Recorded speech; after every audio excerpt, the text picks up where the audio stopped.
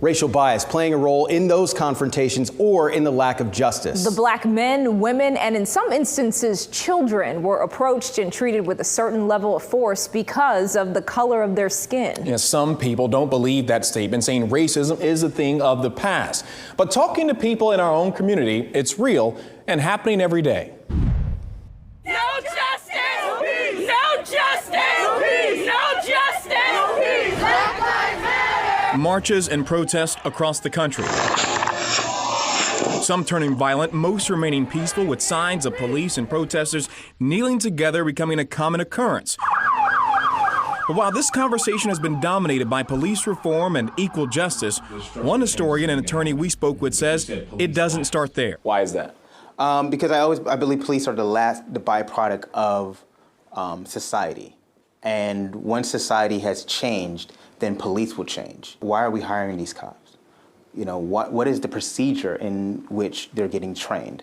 Okay, what are we requiring from the police academies or the sheriff academies? He says profiling and discrimination happens in every facet of life, and the sooner we recognize it, the sooner we can fix it and move on together. Here's attorney Lazandra Randolph. Tell me about a time where you've experienced racism. Times when I've experienced racism. I've actually experienced racial profiling.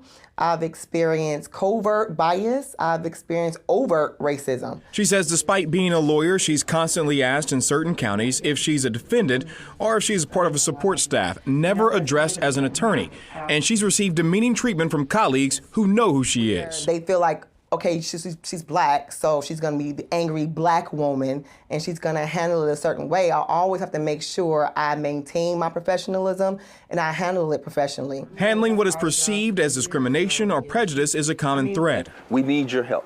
Here's small business owner Emery Green recalling his college days on UCF's campus in the 90s. While doing a student government function, I was literally just passing out flyers to some of the students on property for, I say again, a student government function.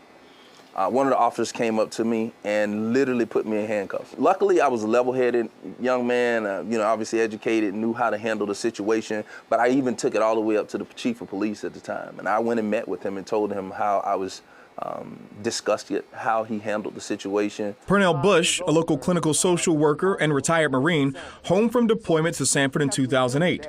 In front of his brothers and sisters under 10 years old, his mother was being arrested for a fight with a neighbor. So I'm here talking to the police respectful. I hear they got my mother in handcuffs, but they're getting ready to walk across some glass. And I'm like, listen, man, let me just put some shoes on my mom. And when I tried to get her shoes to my mother, a bunch of police officers rushed me and they tased me. And when they tased me and put me in handcuffs, I remember seeing my brothers and sisters there. They were just hollering. I get back and I remember one of my younger brothers like, I hate the police. I hate them. They don't do anything for us.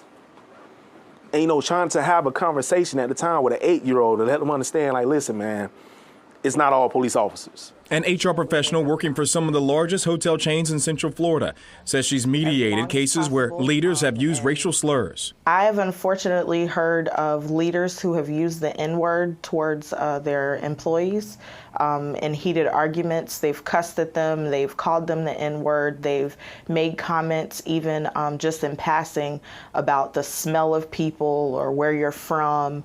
And some comments are just offhand, just overly racist, and sometimes it's just unapologetic. The leaders are not apologetic for what they've said, how they've said it, until it comes to time for termination. And our historian is not immune from the story many Black Americans share. His time happened at a traffic stop.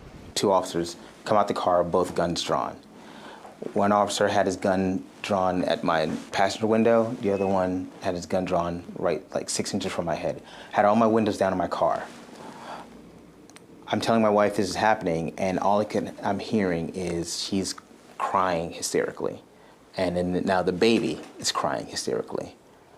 And, I'm trying to be calm because I hear her on the phone, because all I tell her is that they have their guns on me. They have their guns on me. And I said, I tell them, I want to give you my license registration, but I don't want to leave my hand from the steering wheel because I don't want to die.